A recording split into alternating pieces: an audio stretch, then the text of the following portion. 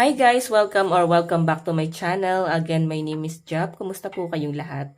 Okay, so ayan guys, maraming salamat po sa walang sawang pagsubaybay sa ating pong daily love reading. And kung ikaw ay bago pa lang sa ating channel, mag-subscribe na po kayo.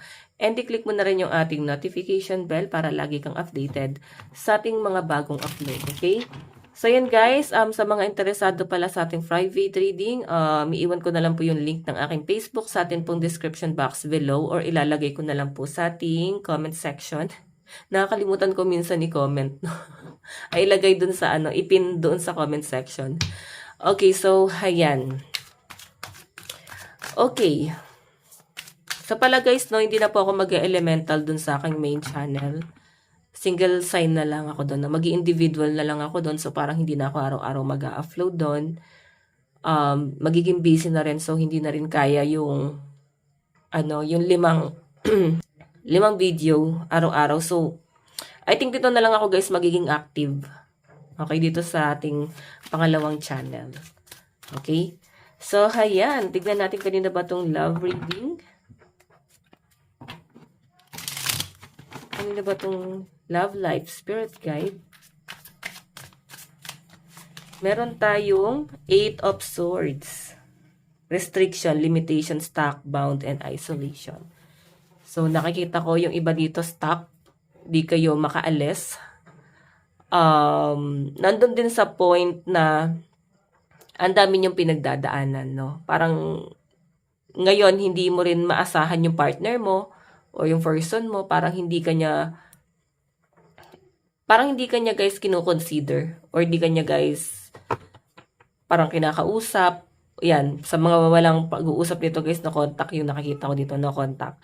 And 8 of swords, kaya parang mas lalong nai-stuck, mas lalong nalulubog, sobrang apektado sa mga nangyayari, sobrang sakit nung nakikita kong energy, no, sa mga nandito. Okay, sobrang nahihirapan. So I think guys, iwasan mo na rin yung yung pag-overthink. Okay, though given na yan, no, mahirap sabihin na wag lang isipin, pero kasi guys, maapektuhan ka. Hindi lang yung isip mo kundi buong katawan mo and yung mga taong nasa paligid mo. Okay, sobrang malaking impact sa iyo etong person na to. Ayan, ito yung ginawa niya sa iyo. Parang nilagay ka diyan sa 8 swords na hindi mo kayang umalis. Or parang hindi mo na guys kayang humakbang. Okay? May nakikita rin ako dito guys. Actually, itong person na to, parang iba yung iniisip niya or iba yung inaasikaso niya. Hindi kanya talaga guys kino-consider. I think parang nasanay siya na hindi ka kausap. Okay? Ayan. Tignan natin ha. Okay. Meron tayong Ace of Pentacles. So, wow. Napakaganda nito, guys. Kasi si Ace of Pentacles is someone na successful. So, I think, nilagay ka ng person mo dito sa sitwasyon na ganito, na stuck ka, hindi mo kayang umalis. Pero parang siya din yung naging dahilan kung bakit in-improve mo yung sarili mo. Parang siya yung nag-push sa'yo na maging better person. Kasi parang dati, parang doon sa point na wala ka nga talagang kayang gawin.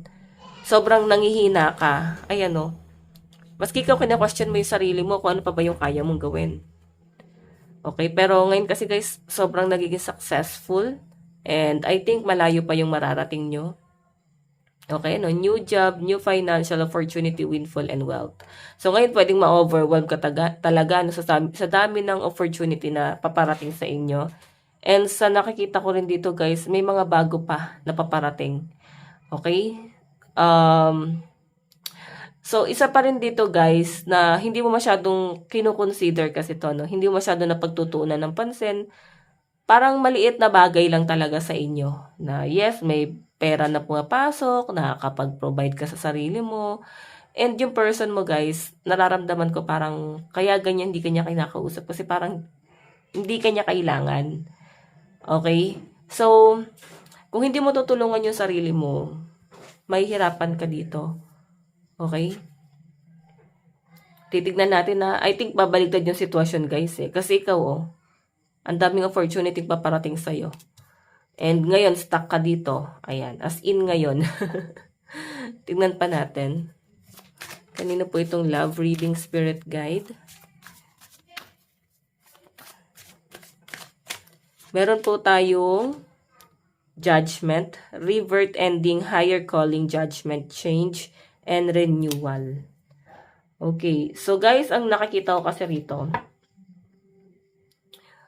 parang nagkaroon siguro ng second chance. Kasi ito, revert parang nagkaroon na ng pagtatapos revert ending, higher calling.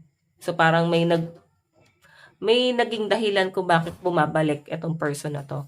So siguro dahil na-attract mo siya, ang daming opportunity na dumarating sa inyo. So, mararamdaman mo parang ginagamit ka ba ni person? May pangmatagalan na naman dito, no? So, ayun yun, no? Parang bumabalik ka dun sa energy na kung saan kanya iniwan. Sobrang hirap para sa'yo na, di ba, umalis dito sa sitwasyon na to. Okay? Kung makita nyo, guys, judgment. Nagkaroon ulit ng parang reconciliation dito sa relationship na to. I think nagbalikan kayo, pero parang paulit-ulit, baka kasi guys on and off yung relationship nyo, no? Maghihiwalay magsasama, maghihiwalay magsasama, hanggang sa na-stuck ka na, kasi hindi mo siya kayang baguhin. Hindi mo gusto yung nakikita mo sa kanya, hindi mo gusto yung ginagawa niya sa'yo, kung paano kanya itrato. Kaya nga sabi ko sa inyo, siya yung nagtulak sa inyo para gawin mong, para gawin mong better person, no? Para maging better person ka. Okay, itong pagka-stuck mo ng matagal, yung naging calling sa'yo para maging successful sa buhay. Okay, tignan natin. Ano pa yung ipapakita? Okay, Four of Pentacles. Actually guys, itong tao to, babalik to pagka walang-wala na naman siya. Four of Pentacles. Security, greed, stability, protection, financial, acumen. Okay? Babalik itong taong to pagka nandun na sa point na hikahos na siya, walang-wala na siyang malapitan, kundi ikaw na naman ang uubusin niya. Kilala niyo ba si Cell? Si Cell nga ba yun? Doon sa Dragon Ball Z, nangihigop ng lakas. Di ba? Ibig sabihin, yung positive na energy na meron ka guys, hihigupin na tong taong to. Okay, kasi nga greedy siya Makuha niya lang yung stability niya Sarili niya lang yung pinoprotektahan niya guys. Though nag-e-effort naman siya, mararamdaman mo naman, no? Mag-e-effort itong taong to, pinaparamdam naman niya na mahal niya kayo. Pero may something talaga, guys. Okay, and I think yun yung parang gusto mo ring i-overcome. Kung paano kanya itrato. Hindi tama talaga, guys. No? Kasi ginagawa mo naman ng lahat para maibigay sa kanya na hindi ka nga nagiging selfish kasi lahat gusto mong i-offer sa kanya. Okay? Gustong-gusto mo siyang tulungan kahit na nasasaktan ka or sinaktan ka nitong taong to. 'Di ba? Kung selfish kang tao, hindi mo hahayaan na ma-stuck ka na naman ng ganito. Okay? Parang gamit na gamit ka nitong taong to. Tignan natin.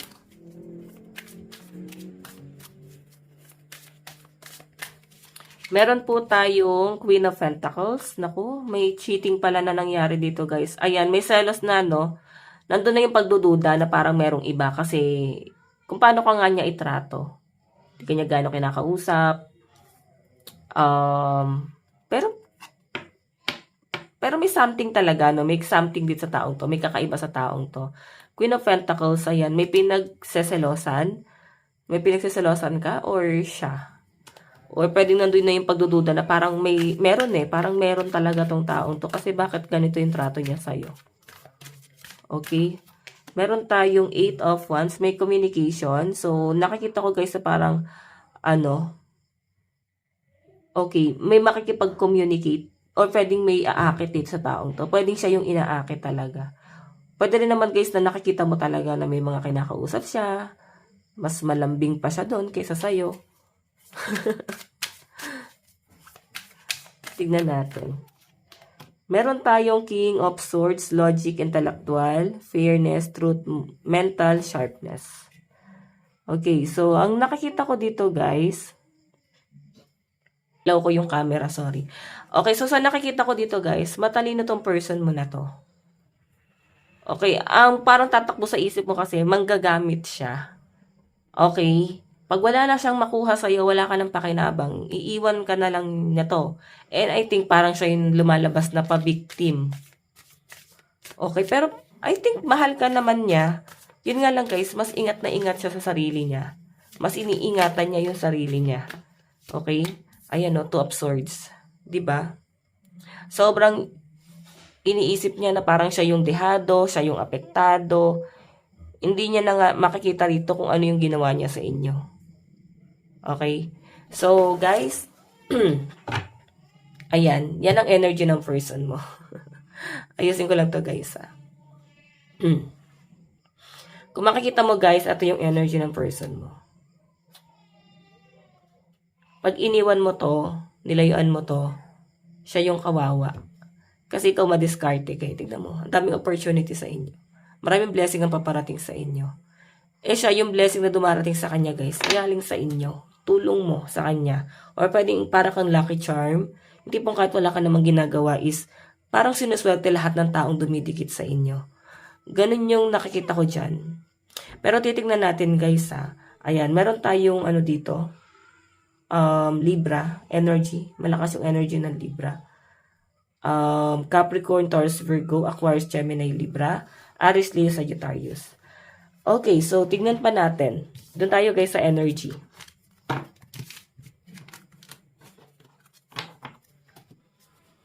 Okay. Ano yung nararamdaman ng person mo sa'yo?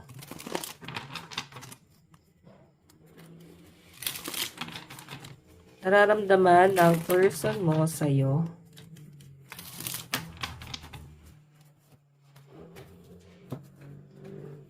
Okay. Ano yung nararamdaman ng person mo sa'yo? Meron tayong 10 of Swords. Nahihirapan daw siya. Ayun kasi, nahihirapan siya kung paano yung trato mo sa kanya. Okay, same lang pala kayo. Siguro kasi ikaw, nagbe-base ka sa kung paano yung ginawa niya sa'yo. Okay, talagang hindi pa kayo totally healed na to ni person, no? May mga past issue kayo. And yun din yung parang kinoconsider ng person, no? May mga issue kasi kayo, eh. Okay? And kung makita nyo, guys, ikaw, parang medyo may insecurity kasi ikaw kilala ng mga tao. Pwedeng maraming umiidolo sa'yo, tinitingala ka dahil nga successful na. So, I think itong taong to, medyo nagkakaroon siya ng insecurity. Mas napapamukha sa kanya na siya talaga yung may mali. Okay, pero tignan mo. Okay, una ka napagod bago siya napagod ngayon. Hindi nagtatagpo yung energy niya parehas. Okay? Titignan natin. Okay. Ano naman ang tingin?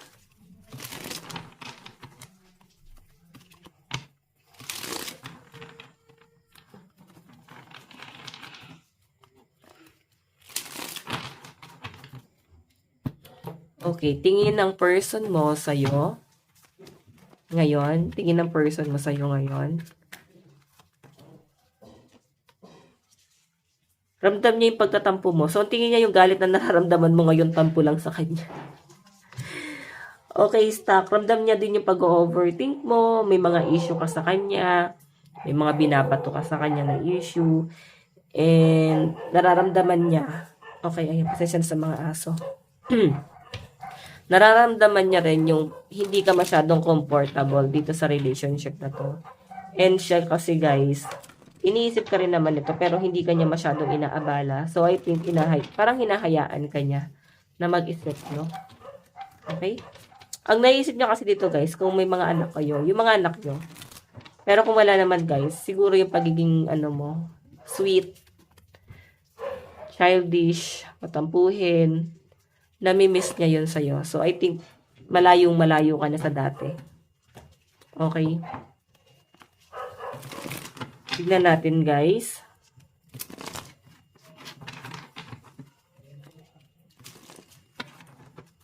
Tignan natin. Ano naman ang magiging action ni person dito sa relationship na to? Ano yung magiging hakbang ni person? Two of Swords. Okay, hindi siya makapag-decide. Nakikita ko na parang mababalisa tong taong to, no? Marirealize niya na mahal ka pala niya. Okay, yun yung pinapakita sa akin dito. Alam niyo yung tipong bihira kayo mag-away eh. Pero ngayon kasi parang napapadalas talaga. So, I think may something kasi naman nararamdaman mo. Malakas yung instinct mo or siya. Basta may pakiramdam ka na may something dito sa relationship na to. So, parang dumedepende ka dun sa nararamdaman mo na yan. Okay, then meron tayo guys, High Priestess. So, pakiramdam to eh. Okay? So, natatakot siya sa pakiramdam mo kasi parang accurate. Yung mga binabato mo sa kanya, parang totoo naman. Okay, yun yung parang pilit na pinagtatakpan niya na hindi naman totoo ganyan. Pero mahal ka nito kasi guys, nandito yung Ace of Cups. Hindi lang siya gano'ng makapag-decide kasi talagang, sabi ko nga sa inyo guys, mas pinoprotektahan niya yung sarili niya. Okay? Tignan natin, ano yung magiging outcome ngayon.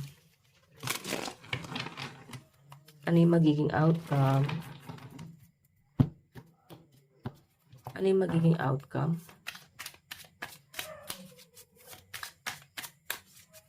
Ano po yung magiging outcome, Spirit Guide? Meron tayong 3 of Wands. Meron tayong Ace of Cups. And meron tayong Queen of Cups. Okay. So guys, ito yung magiging outcome, no? Alam mo, siya kasi, madaming nai-involve sa kanya. Okay? Parang cheater nga yung person mo. Pero kasi takot siya eh. Mas maraming lumalapit sa'yo. Pero hindi kasi siya, di niya ipapahalata na nagsiselo siya. Mahal ka nito. As in, mahal ka nitong taong to. Ang problema lang guys, sobrang cheater. No? Once na maging successful tong taong to guys, hindi to magbabago. Okay, ulit-ulitin niya lang yan. Kaya nga sinasabi dito, pag bumagsak siya, ikaw pa rin yung lalapitan niya. Ikaw pa rin yung nakikita niya na pwedeng tumulong sa kanya. Okay? So, ayan. Yun yung nakikita ko dyan, guys.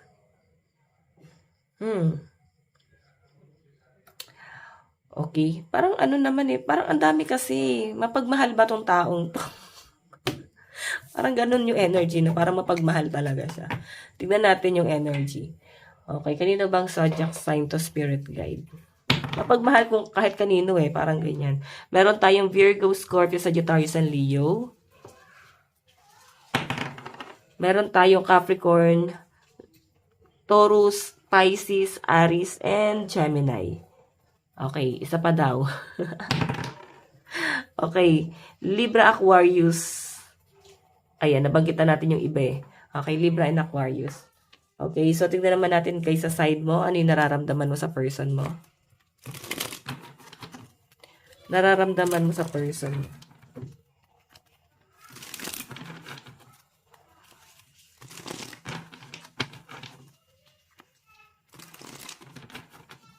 Ano yung nararamdaman mo sa person mo ngayon?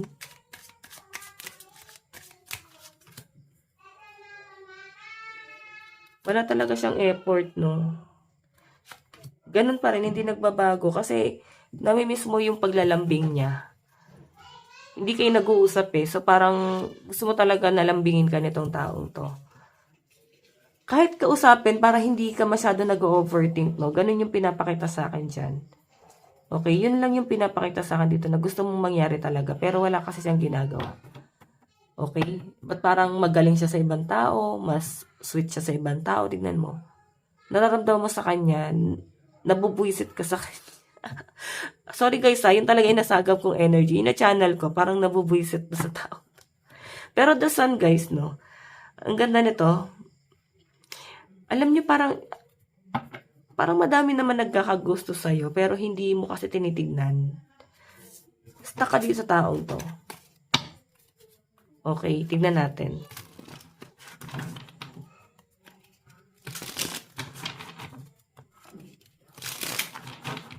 Ano yung tingin mo kay person? Ano yung tingin mo kay person? Ayan, may lumabas na card.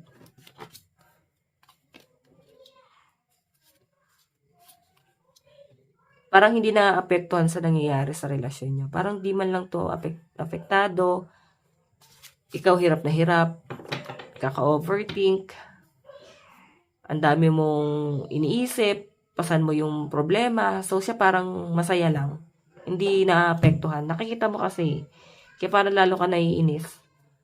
Okay? Pero nakikita ko naman guys, mukhang, ayun nga, parang may pagpapahabol, no? Nagpapahabol ka pa. Kasi parang nonchalant tong person. Medyo kakairita yung energy. Okay, pero alam nyo guys, may panunuyo naman dito kasi ito.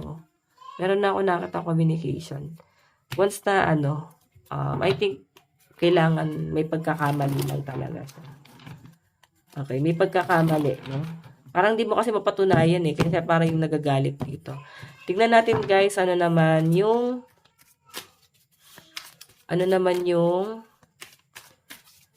magiging action mo dito sa relationship. Death. Di ba sabi ko sa inyo eh, binabago mo yung sarili mo. The High Priestess. So, pagod ka na mag-overthink. Pagod ka nang makipagpakiramdaman sa kanya. Kaya may pagbabago kang gagawin.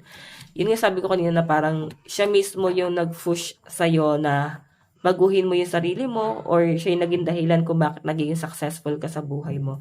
Ito yung energy mo eh, death and revert. So, hindi na para sa kanya, pagod ka na, lahat na ng sacrifice ginawa mo para sa kanya. And, yun nga, parang ako naman, tama ka na, parang ganyan. Tingnan natin guys ano naman yung magiging outcome sa side mo. 10 of coins and Ace of Cups.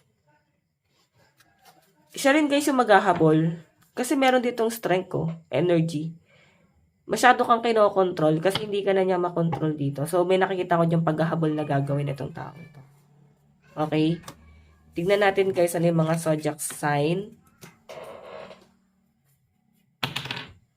Meron tayong Capricorn, Pisces, Libra, and Aquarius sa side mo. Okay, Leo, Libra, Capricorn, Sagittarius, Taurus, and ayun, parang paulit-ulit yung card. Diba? Sashuffle natin. Okay, meron tayong Gemini, Aquarius, Pisces. Consistent yung Libra dito. Ayan, meron tayong Cancer energy. Okay. Sige, tignan natin guys. Katay ng 3 card, no? Saan na papunta tong relationship na to, Spirit Guide? Saan na papunta itong relationship na to, Spirit Guide? Relocation. Alam mo, maraming nare-realize tong taong to. Nakikita ko sa kanya na Ace of Swords. Madami siyang naiisip. Nandun na sa point na ang dami niyang gustong gawin. Wala siya nasisimulan eh. Hindi niya nga kayang panindigan tong pamilya niyo, kung may pamilya kayo, or ikaw. Tignan mo kasi may relocation. Okay, may pagbabago nangyayari dito. Yun nga lang guys, naguguluhan tong person na to. Kasi paano siya magsisimula or saan siya magsisimula. Okay, meron tayong 2 of Swords. Decision, waiting, solitude, block, balance, and track. So, I think ikaw na yung magiging ka na dito. Hindi ka na makapag-decide kasi talagang mag-aalangan ka. Mag-aalangan yung energy mo sa taong to. And parang totally iba-block mo na siya. Gusto mo na makarecover. Gusto mo nang mag-move on. Nahihirapan ka na. Okay? Parang tama na, pagod na akong unawain kasi baka maulit na naman. Yung nakikita ko yung takot mo dito na baka maulit na naman yung ginagawa niya sa inyo. Parang walang pagbabago yung taong yan. Okay, tignan natin guys, ano yung advice. Okay, nasa yung card. Hindi natin makita yung card. Okay, ano yung advice? Love advice. Meron po tayong stay optimistic about your love life.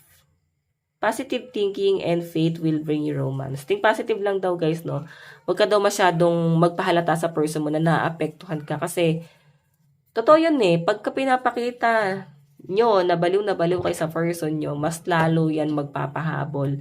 Mas lalo kanyang pahihirapan kasi ganyan yung ganyan talaga ang mga tao.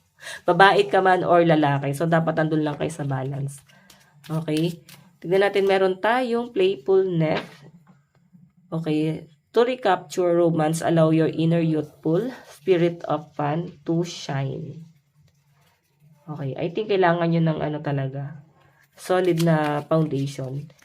Nandun ka sa point na kapasyonan mo na talaga yung kakayahan nitong taong to kasi parang wala siyang kayang gawin. May something na mali talaga. Pay attention to the red flags. Kakasabi ko lang, diba? May something talaga na mali sa taong to. Red flag to eh. Ayan. Diba? Pero alam nyo guys, sabi ko sa inyo, maghahabol yan sa inyo pag ito'y wala nang ano, wala nang makapitan. Okay, ikaw yung huling alas niya. Ayan. Tignan natin.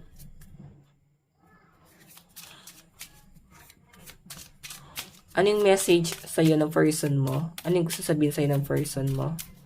Meron tayong, our paths will always reunite.